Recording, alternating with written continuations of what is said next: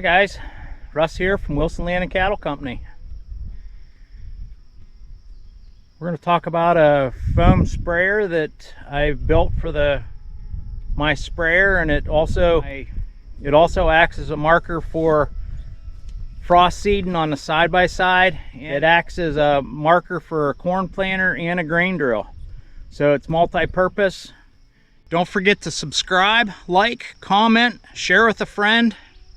Hit that notification bell and check out the description below. I have a couple links. I have some links to products that we use regularly, and we have a new merchandise store. You can get some great t-shirts there.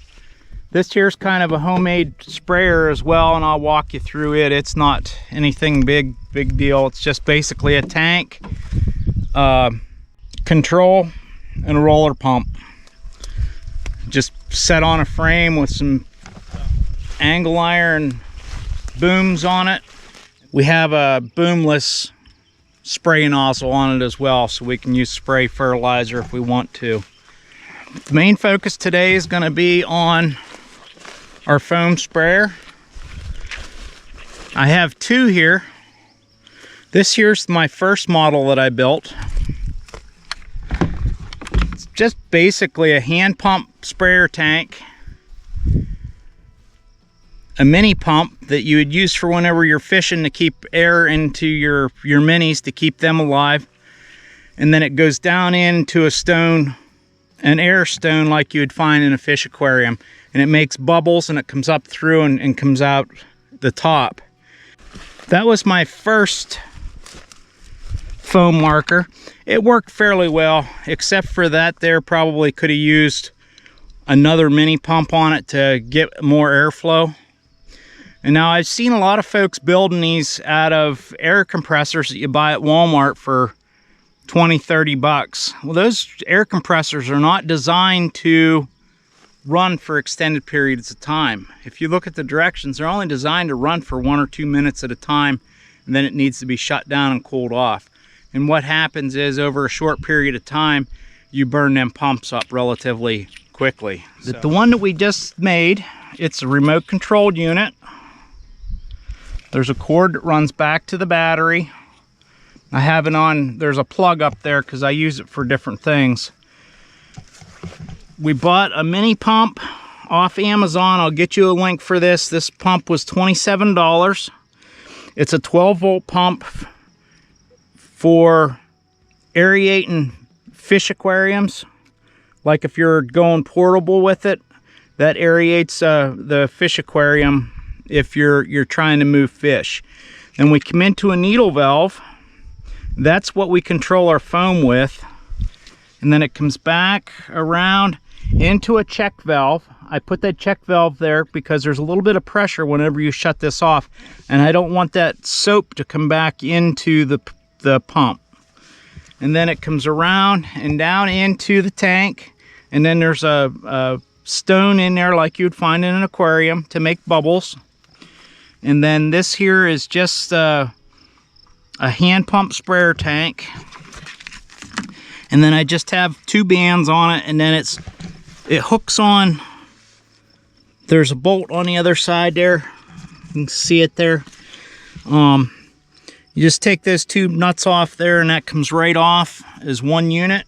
And we can put it onto a different sprayer, or put it onto a different mount, such as my side-by-side, the corn planter, or the grain drill.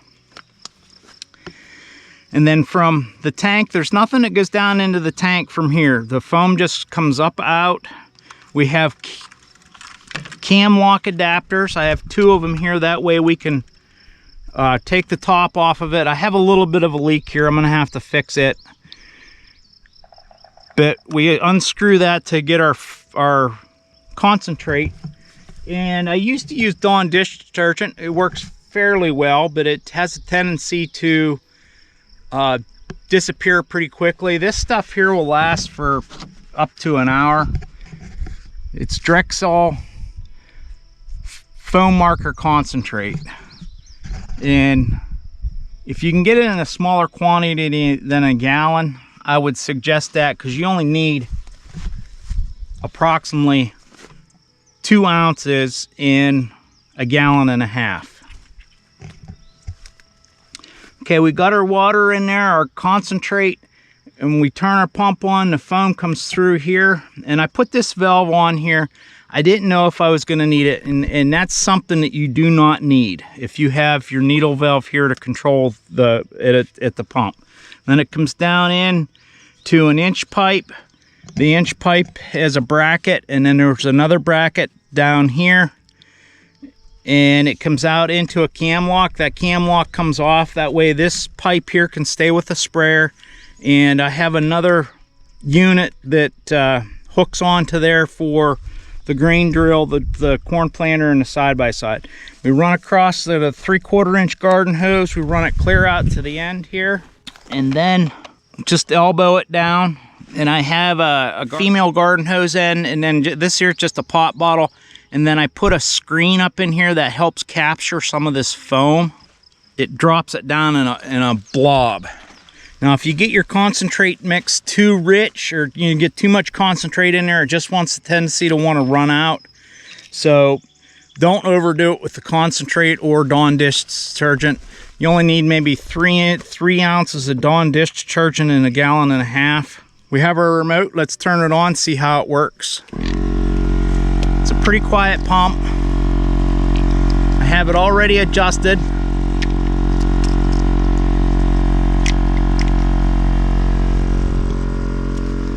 Takes a moment for it to get started. As you're driving, this here boom's bouncing all the time, so you get a nice chunky fluffy. See how that's getting and as that bounces, it's gonna throw a nice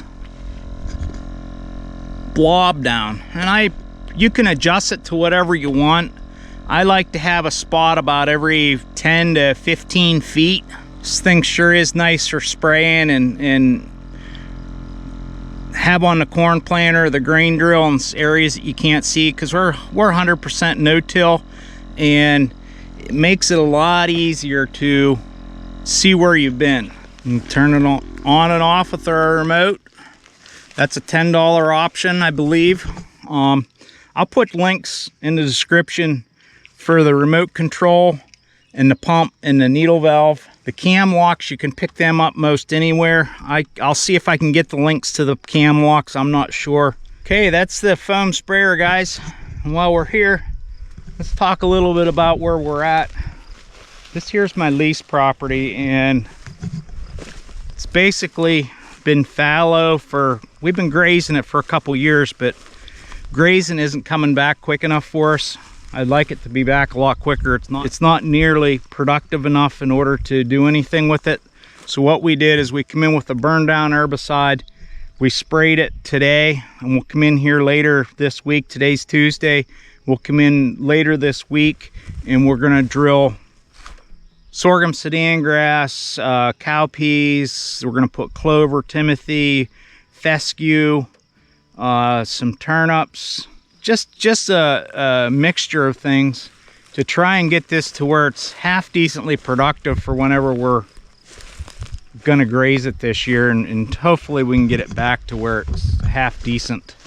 Now we just did put a triaxle load of lime on this farm. It's only 14 acres, just a little under 2 tons to the acre.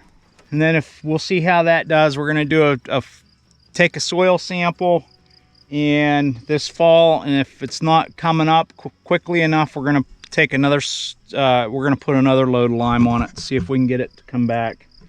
Because to be quite honest with you, this isn't worth grazing.